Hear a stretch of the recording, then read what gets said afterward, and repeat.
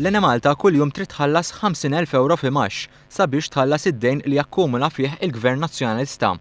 Iċ-Chairman tal-Lena Malta, Charles Manjon, meta kienet jagħti rendikont tas-sitwazzjoni finanzjarja li sab fih dan l-istess korporazzjoni, qal li d-dejn li akkumulat fl-aħħar 20 sena leħqu livelli rekord. U Lena Malta kemm biex tagħti tħallas l-imax li tagħti għad-dejn l-antik kif ukoll għad-dejn iktar riċenti għandha madwar 50,000 euro kuljum ta' imax.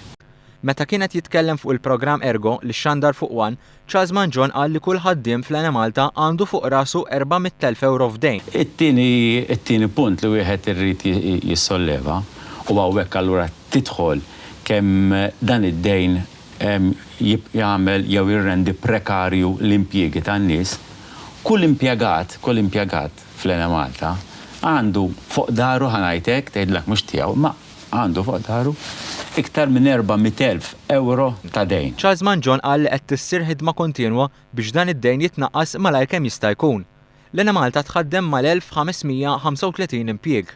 Mistoqsi dwar jekk ix-xogħol tal-impjegati jinsab f'riskju, Manjon qal li l-Gvern jinsab impenjat li dawn l-impjiegi jkunu assigurati u għalhekk m'għandux ikun hemm inkwiet min-naħa tal-ħaddiema. Dan kollu jkompli juri f'liema stat il-Gvern preċedenti ħalla l-pajjiż. Fl-istess ħin jitfa' iżjed dawl fuq il-ħidma tal-Gvern attwali li jkompli jiġġieled kontra l-ammonti kbar ta' djun li qed iħabbtu wiċċhom magħhom korporazzjonijiet pubbliċi, riżultat ta' maniġġjar ħażin fil-passat.